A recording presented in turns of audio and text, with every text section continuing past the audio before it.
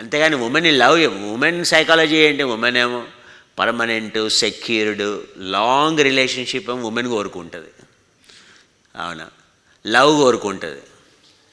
అవునా? సో ఈ హస్బెండ్లది మగవాళ్ళ యొక్క తత్వం ఏంటి? బ్రెయిన్ ఏంటి? అంతా టెస్టోస్టెరాన్ తత్వం అదంతా. సో అదంతా ఏంటంటే క్షణికమే ఉంటుంది. సో మగవాడి యొక్క శక్తి క్షణికం, ఆడవాళ్ళ యొక్క శక్తి for a long time it remains. అందుకే దేర్ ఇస్ ఎ డిఫరెన్స్. వైరాగ్యం మగవాళ్ళకి రావడం కష్టం, అందుకే బోవులు అవుతారు మగవాళ్ళు ఎక్కువగా. సో వెరీ రేర్ ఇండీడ్ ఆడవాళ్ళు బోవులుగా అంటే తాగటం కానీ, very very few traditions only do it. In India majority of the traditions female doesn't drink. So అలాగే చెప్తున్నానండి, వైరాగ్యం అనేది ఏంటంటే లోపల అన్నీ చూస్తే, పార్ట్స్ చూసి తీసి చేస్తే అని తెలిసిపోతుంది. మా టీచర్ ఉండేవాడు మునీంద్ర అని. అవునా? సో ఆయన మాకు ఆసనాలు చూపెట్టేటప్పుడు ఒకటి చూపిస్తున్న గజకర్ణి క్రియ అని. గజకర్ణి అంటే నీళ్ళు దాగి బయటికి తీయడం అని అనుకున్నాం. కాదు, ఆయన మొత్తం ఆ ఇంట్రెస్ట్ అయినా బయటికి సాయిబాబా చరిత్రలో కనిపిస్తుంది. అది నేను స్వయంగా మా టీచర్ చేస్తుంటే చూసిన. మొత్తం ఇంట్రెస్ట్ అయినా అసలు లార్జ్ ఇంటెస్టైన్ లాగే, మొత్తం లార్జ్ ఇంటెస్టైన్, స్మాల్ ఇంటెస్టైన్, మరి లోపల వాటికి టచింగ్ ఏమైంది, పార్ట్స్ ఏమైంది నాకు అర్థం కాలేదు. మొత్తం బయటకు వచ్చేసింది. దెన్ ఈ క్లీన్డ్ ఇట్, దెన్ ఈ కెప్ట్ ఇట్ ఇన్సైడ్, ఈ పుష్డ్ ఇట్ ఇన్సైడ్. అలాంటి యోగుల్ని కూడా నేను చూశాను. నెమ్మదిగా కాళ్ళని ఇలా ఉంచి ఫ్రీ చేస్తూ, వైరాగ్యం అంటే ఏం జరుగుతుంది లోపల, ఇక్కడ ఈ భావనలో ఏం జరుగుతుంది, వైరాగ్యం అంటే ఏమిటి, ఎప్పుడు వస్తుంది, ఎందుకు చూస్తారు అలా, ఎందుకు చూడాలి. అందుకే డాక్టరు 5 సంవత్సరాలు ఫస్ట్ డే డాక్టర్ జాయిన్ కాగానే ఎంబీబీఎస్ కోర్సులో వాంతులు వస్తాయి వాళ్ళకి. చాలామందికి వొమిటింగ్స్ వస్తాయి, చాలామందికి నాసియా ఫీలింగ్ వస్తుంది, చాలామందికి మోషన్స్ అవుతాయి పిల్లలకి. ఎందుకంటే ఆ వాసన, ఆ బాడీ. అవునా? సో కొంచెం టైం పడుతుంది. అందుకే ఫస్ట్ ఇయర్లోనే వాళ్ళకి ఇంట్రడ్యూస్ చేస్తారు ఫిజియాలజీ అనట. మళ్ళీ తర్వాత లాస్ట్ ఇయర్లో చదవాల్సి వస్తుంది వాళ్ళు. ఆ వైరాగ్యం రావడానికి ఆల్మోస్ట్ 1 year పడుతుంది. కానీ 5 years తర్వాత కూడా వైరాగ్యం రాని డాక్టర్లు బోల్డ్ మంది ఉన్నారు. నెమ్మదిగా ఫ్రీ చేస్తూ, కాళ్ళు ఫ్రీ చేస్తూ, నెమ్మదిగా ఆసనాన్ని పైకి లేపండి, కిందికి దింపండి. నెమ్మదిగా ఎడమ భుజం మీదుగా వెనక్కి చూస్తూ శ్వాసను పీల్చుకుంటూ వదిలేస్తూ భుజాలు నెమ్మదిగా ముందుకి వెనక్కి.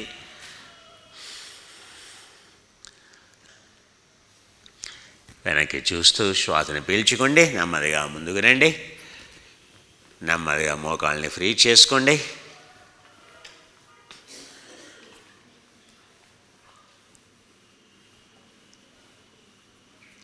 నెమ్మదిగా ఈ కుర్చీలోకి వెళ్ళండి.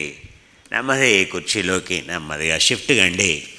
ఆ ఎడమ కాల్ని బయటికి లాగండి, ఆ ఎడమ కాల్ని లోనికి ఇలా ఉంచండి. కాల్ని ఫ్రీ చేయండి, కాల్ని ఫ్రీ చేయండి. కుడి కాల్ని ఫ్రీ చేయండి.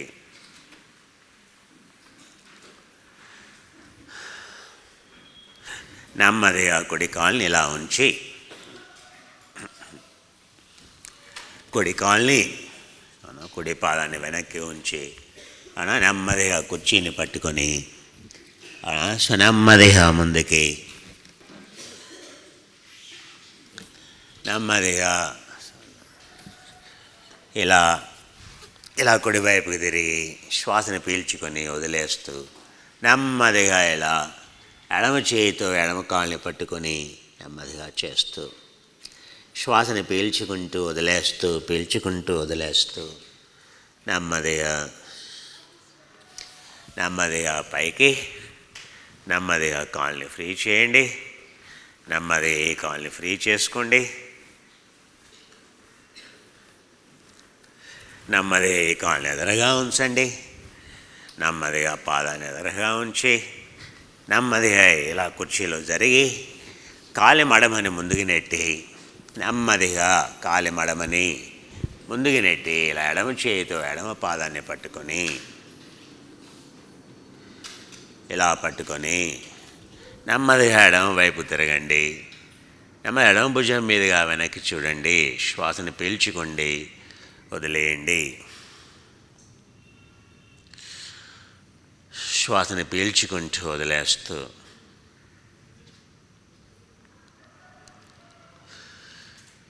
నెమ్మదిగా శ్వాసను పీల్చుకొని వదిలేస్తూ ముందుకు రండి. సో అందుకే ఫల్క్రమ్ ఎందుకు ఇన్వాల్వ్ చేయాలంటే, సో ఫల్క్రమ్ ఇన్వాల్వ్ చేయకుంటే ఇంకా అది ఫెమరల్ హెడ్ని లుబ్రికేట్ చేయలేదు, సియాటికా ప్రాబ్లమ్స్, ఆ తర్వాత ఫెమరల్ బోన్ అరిగిపోవటం, హెడ్స్ అరిగిపోవటం, ఇవన్నీ ఎందుకు వస్తాయంటే ఫల్క్రమ్ని ఎక్సర్సైజ్ చేయకపోవడం వల్ల. ఫల్క్రమ్ ఎక్సర్సైజ్ చేస్తూ ఉంటే కంటిన్యూస్గా ఆ ప్రాబ్లమ్స్ రావు. బోన్ స్ట్రక్చర్ అనేది హెల్దీగా ఉంటుంది. అందుకే అయ్యంగార్ గారు అంతా ఫల్క్రమ్ గురించి మాట్లాడతారు.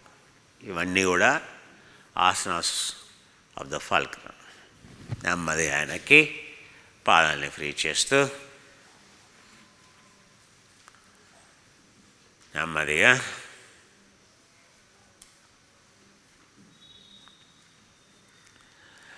ఎడమ పాదాన్ని ఫ్రీ చేసి నెమ్మదిగా కాళ్ళని ఇలా పైకి ఉంచి నెమ్మదిగా వదులుగా చేసి ఈ కాళ్ళని నెమ్మదిగా కిందకి కావాలంటే ఈ కాళ్ళని ఇలా ఫ్రీగా చేసుకోండి. నెమ్మది కాళ్ళని కిందకి తీసుకురండి. నెమ్మదిగా కాళ్ళని ముందుకి వెనక్కి ఫ్రీ చేస్తూ వేలాడేస్తూ ఫ్రీ చేస్తూ వదులుగా వేలాడేస్తూ నెమ్మదిగా పాదాన్ని కాళ్ళని మళ్ళీ ఫ్రీ చేసుకోండి. నెమ్మదిగా కాళ్ళని ఈ కాళ్ళని పైకి లేపండి. ఇప్పుడు లెఫ్ట్ గ్రాయిన్ కంప్లీట్గా ఫ్రీ అయిపోతుంది. ఎందుకంటే ఈ కాలు కిందకు ఉంది, ఈ కాలు పైకి.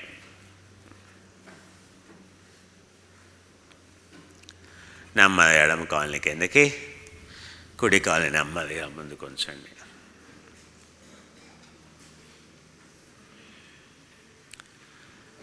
ఎదరగా ఉంచండి. ఎక్కడా ఎలాంటి టెన్షన్ పనికిరాదు. నెమ్మదిగాను కావాలంటే ఈ చేని ఇలా కొంచెం దగ్గరగా జరుపుకుంటే ఇలా. సో ఈ కాల్ని ఇలా ఫ్రీగా కొంచెం ఆ కాలు కిందికి వేలాడితే చేయటం ఈజీగా ఉంటుంది. అందుకే ఆ పాదాన్ని కొంచెం లోనికి తీసుకెళ్ళండి. సో దట్ గ్యాస్ట్రోకనీమియస్ అనేది టచ్ అవుతుంది, సోలస్ అనేది ఫ్రీ ఉంటుంది. సో ఇక్కడ గ్లూటియస్ మైనర్ అనేది టచ్ అయింది కింద. సో అందుకని మూమెంట్ బికమ్స్ ఈజీ. నెమ్మదిగా ఎడమ వైపుకి తిరిగి ఎడమ భుజం మీదుగా వెనక్కి పక్కకి చూస్తూ శ్వాసని పీల్చుకోండి. నెమ్మది ఎడమ వైపుకి వెళ్ళండి. కుడి చేయిని నెమ్మదిగా కుడి కాలు మీద ఉంచండి. శ్వాసను పీల్చుకోండి, వదిలేయండి. నెమ్మదిగా నెమ్మదిగా నెమ్మదిగా చూడండి. సో మీరు ఇక్కడ ఆల్రెడీ ఇక్కడ ఉన్నారు. ఇలా ఇలా పట్టుకొని నెమ్మదిగా ఆసనానికి ఎందుకని కాళ్ళని మళ్ళీ ఫ్రీ చేసుకోండి. మళ్ళీ వెనక్కి వెళ్ళండి. అవునా, ధ్యాన శిరాసనంలో ఉండేటువంటి భాగాలు భేదాలు ఫ్రీ చేస్తూ మీ చెయ్యి ఆటోమేటిక్గా ఇక్కడ ఉంది, చూసారా? ఈ చెయ్యి ఇలా ముందుకు వెళ్తుంది అంతే. ఎడమ చేయిని వెనక్కి పెట్టుకోండి. ఇలా ఈ చేయిని ముందుకు నెట్టండి అంతే. ఇది ఆసనం. ఇది ఇలా వెళ్ళినప్పుడు మీకు నడుము అనేది దెబ్బతినదు చేసినప్పుడు. అలాగే కుడి కాళ్ళని కిందకు ఉంచండి, ఎడమ కాళ్ళని వెనక్కి ఉంచండి, కుడి చేయిని వెనక్కి ఉంచండి, కుడి చేయిని వెనక్కి ఉంచండి. ఇలా తిరగండి 45 degreesలో.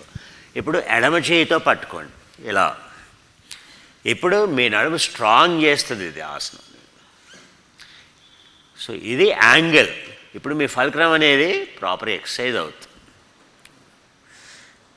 నెమ్మదిగా నెమ్మదిగా వెనక్కి రండి. సో మళ్ళీ ఎడమ కాళ్ళని కిందకి, రెండు కాళ్ళని పైకి ఉంచండి, ఫ్రీ చేయండి. మనం కుడి కాలుతో వేస్తున్నాం.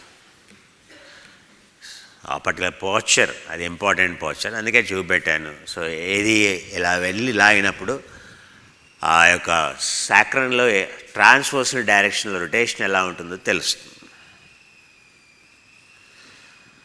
నెమ్మదిగా కాళ్ళని ఫ్రీ చేసుకొని ఎడమ కాళ్ళని కిందికి, నెమ్మదిగా కుడి కాళ్ళని ఇలా ఎదరగా ఉంచి నెమ్మదిగా ఎడమ కాళ్ళని, కాలంటే ఇంకా ముందుకు జరగండి, కూర్చుని ఇంకా ఎదురుగా పెట్టుకోండి. ఇలా ఎంత కిందికి వెళ్తే మోకాలు అంత మంచిది. సో కుర్చీ ముందు భాగంలో కూర్చోండి, స్లిప్ కాకండి. సో నెమ్మదిగా మోకాళ్ళని కిందకి తీసుకురండి, నెమ్మదిగా కుడివైపు తిరగండి, నెమ్మదిగా నుదుటిని కిందికి తీసుకొస్తూ నెమ్మదిగా మోకాళ్ళకు పూర్తిగా వేలాడేయండి, ఇలా ఫ్రీగా. ఇది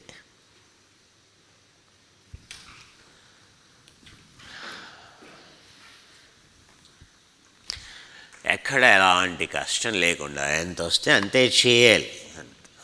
ఇంత ఏ మాత్రం తిరిగినా చాలు. నెమ్మదిగా పైకి, నెమ్మదిగా కాళ్ళని పైకి, మళ్ళీ పాదాలని ఫ్రీ చేస్తూ ఈ కాళ్ళని పైకి లేపండి. ఇప్పుడు ఫల్క్రమ్ అనేది మళ్ళీ మీ యొక్క గ్రాయిన్ అనేది ఫ్రీ అయిపోతుంది, సాక్రల్ ఫ్రీ అయిపోతుంది.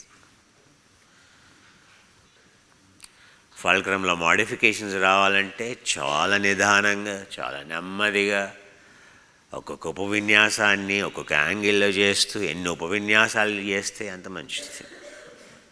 మనం చేసేవన్నీ కూడా ఏదో సింపుల్ జానశిరాసనం ఇలా పెట్టి చేస్తే ఏమొస్తుంది? ఏమీ రాదు. సో ఫల్క్రమ్ చేంజెస్ ఎప్పుడు వస్తాయి? ఇప్పుడు మీకు తెలిసిపోతుంటుంది. నెమ్మదిగా 4 రోజులు లూజ్ అయిపోతుంది, చాలా మార్పులు వచ్చేస్తాయి.